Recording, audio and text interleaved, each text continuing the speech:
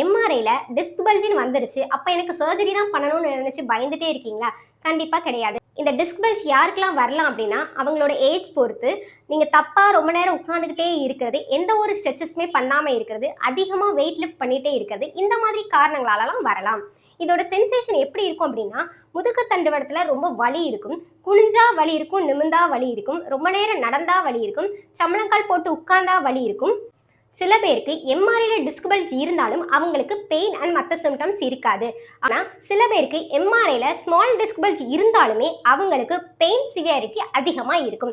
So எப்போவும் MRI ரிப்போர்ட்டை மட்டும் பிளைண்டாக நம்பக்கூடாது. ஃபிசியோவில் நாங்கள் கரெக்டான அசஸ்மெண்ட் பண்ணி அவங்களுக்கு proper stretching and strengthening, pain relief technique, movement control training, poster correction, core strengthening இந்த மாதிரி டெக்னிக்ஸ் எல்லாமே கொடுத்து அவங்களுக்கு இந்த டிஸ்க் பல்ஜ்ல இருந்து ஃபுல் ரெக்கவரி பண்ண அச்சீவ் பண்ணுவோம்.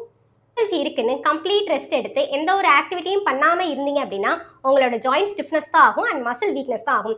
ஸோ எப்பவும் ஆரம்பத்திலே ஒரு பெயினை நீங்கள் கண்டுபிடிச்சு அதுக்கு சரியான ட்ரீட்மெண்ட் எடுத்தீங்க அப்படின்னா அதோட ரெக்கவரி டைமும் கம்மியாக தான் இருக்கும். அது ரொம்ப சிவியாரிட்டி ஸ்டேஜஸ்க்கு போகாமலும் ப்ரிவென்ட் பண்ணலாம்.